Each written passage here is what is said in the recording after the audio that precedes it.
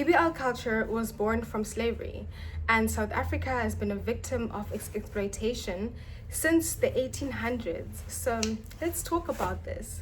Welcome to Front Row Seats. I'm Essie, a social work UCT student, and I'm getting over my fear of being seen by talking about the things that I'm passionate about, whether that be socially, politically, or anything in between. And you get a front row seat to my one-man show. So, ooh, the sun. Okay, let's get into it. Today, I want to start with a very obvious observation, and that is everyone that takes part in the BBL culture looks the same. And I think we should question this. I think it's important to question this because this is not the first time that this specific body type has been exploited. I'm pretty sure most of us know of Sarah Baartman, but for those of you that do not know, Sarah Baartman is a Khoi woman from the Eastern Cape that was taken to the Western Cape, or what was known as the Cape Colony back then, to become a domestic servant. And she was very popularly known for her figure, her body. She had very accentuated hips, a big bum, a nice figure, and colonialists saw this as an opportunity to exploit her. They saw her body as a product that they could sell and make a profit from. So she was taken to Europe, where her body was monetized and crowds paid to see her. Scientists were measuring her and poking at her. She was dehumanized, okay? And she passed away in France at the age of 26. And her body was only returned back to South Africa. Her remains were only returned back to South Africa in 2002. She was taken to Europe in the 1800s, and her remains were only brought back here in 2002. But yeah, and now fast forward to 2026, and the same body type now again is being exploited, except this time it's being surgically purchased and glamorized as the ultimate beauty standard. Now, I don't think that's progress, but we'll further get into that. Because before I talk about anything else, I want to conceptualize what I mean by BBL culture, because I'm not talking about every single person that has had a BBL or cosmetic surgery broadly, okay? I'm talking about a very, very specific lifestyle that has attached itself to this aesthetic, okay? I'm talking about a lifestyle where a woman's body is her business, literally, okay? Her physical features, her small waist, her big ass are her currency. So I'm talking about that. I'm talking about the clubbing, the man who pays for the BBL.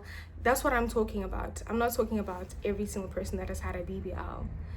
So where does this culture come from in the first place? Because it didn't start in Lagos, it didn't start in Joburg, it didn't start on Instagram. So to understand this, we must go back to the end of slavery in America.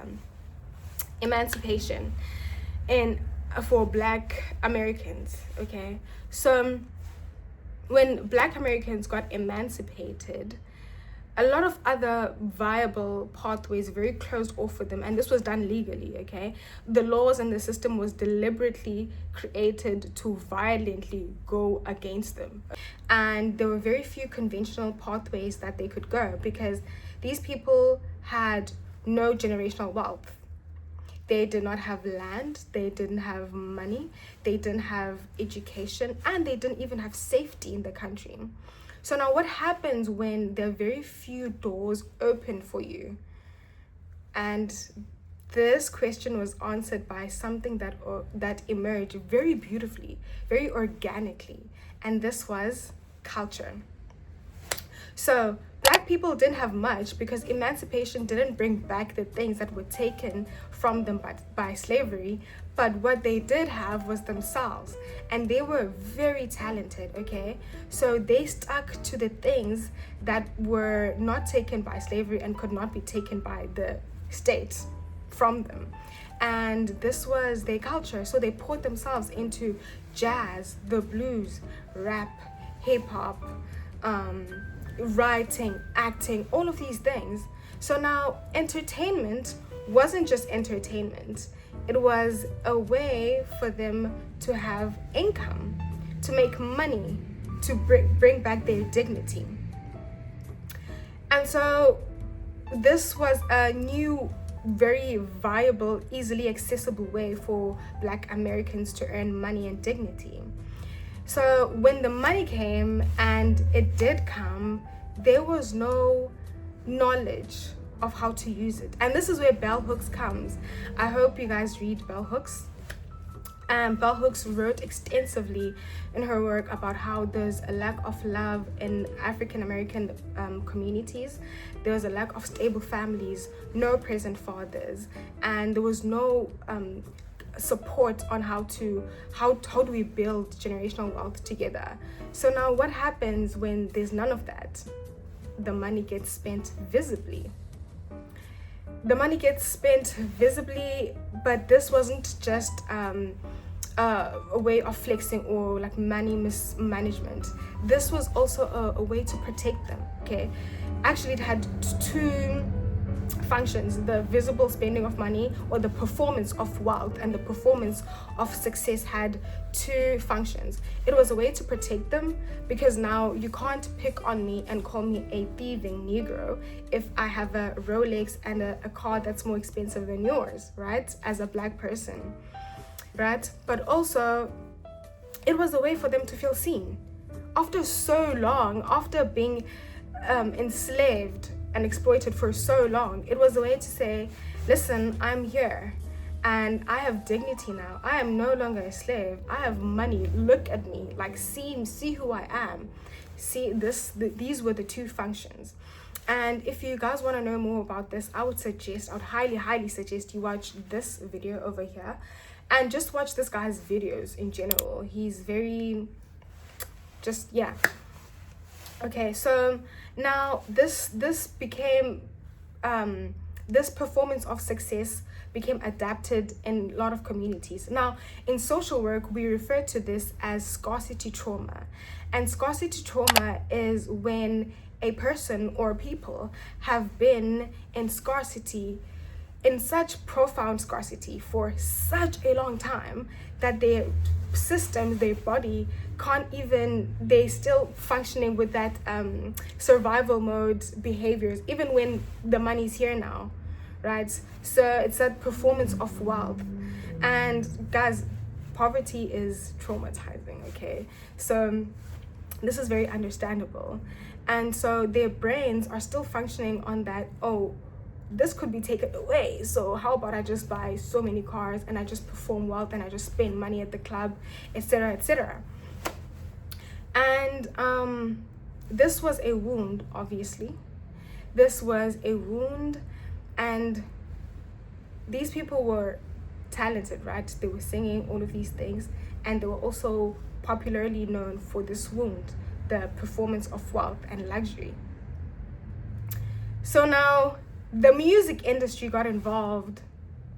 The music industry saw this performance of wealth, because now it wasn't just with certain individuals. This became very widely very widely adopted by people across communities, across generations, in fact, to the point where it became its own little subculture, okay? To that point where flex culture was, part of Black culture, right? It wasn't always like that.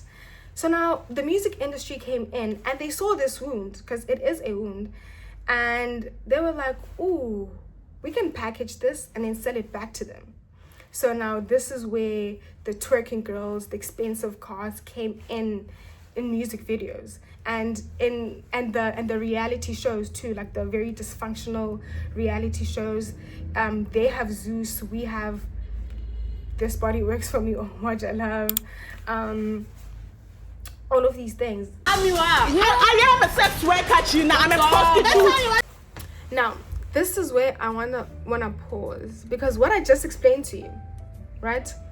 This packaging and selling of a psychological wound back to people is slavery. That is slavery, okay? I'm so serious. That is slavery, okay? The reason I call it exploitation now is because, okay, the definition of exploitation on its own, it's when a system extracts value from something or someone and giving it the illusion that they have a choice in this. And this is what's happening with BBL culture. Because when a black woman spends money that she does not have or has to get naked on Instagram to get the money to go get the BBL, right? So which is money that she doesn't have. So when a black woman spends money that she does not have to have a certain body type and maintain a certain beauty standard that she did not create and impress a certain culture or aesthetic that will use her as a transaction and discard her, that is exploitation. And just because the woman walked into the doctor's office on her own 2 feet without being forced, it does not mean that that's being liberated. No, that's just a very sophisticated, capitalist, exploitative trap. Right? And it's being passed down. Like the slavery or the exploitation I'm talking about now is not happening in the form where there's a massa carrying a whip whooping black people. No. It's self-reproduced. It's internalized. It's literally self-reproduced. So it is passed down. It's reproduced through beauty standards, through trends, through algorithms on our social media, right? That's how it's being reproduced. And it's being marketed as empowerment, as liberation. It's so exploitative, guys. And it's literally so exploitative, because even when you start to look at the bodies, of the people that partake in the BBL culture, you start to see a product line, because that's what it is. You start to see it for what it is, a product line. Same figure, same hips, same ass, same weaves, same clubs, even same makeup. Even the makeup looks the same. And guess what? Someone is profiting from every single step of that. Someone is profiting. Everyone else is profiting but the person that thinks they are. And we can call this the BBL lifestyle. We can give it as many euphemisms as we want. We can call it small girl, big God. We can call it the sprinkle lifestyle. But at its core, it's the experience of a high-paid escort. That's what it is. And I'm saying this with zero judgment to the women, because this is how the system has been created. This is a systemic creation. Okay, it's not an individual error. Okay, because this lifestyle is being marketed so aggressively to young black women. Okay, we even know the sequence. That's how hard it's being marketed. Okay, so you get on Instagram naked, you get seen by the right people, get your followers, get access to certain places, get your bag. That's the sequence. We all know it by now, right? It's being marketed as the most accessible or easiest pathway to luxury. That's how it's being marketed towards black women. So yeah, that's my take, and I hope this was very informative for a lot of people. And I want to know what you guys think about this. I want to know what your takes are, especially this coming from a non-conservative black woman. I want to know what you guys think about this. I would love to engage with you guys in the comments, and I hope this was entertaining. And I'll see you on the next video, because there's more coming. Mwah.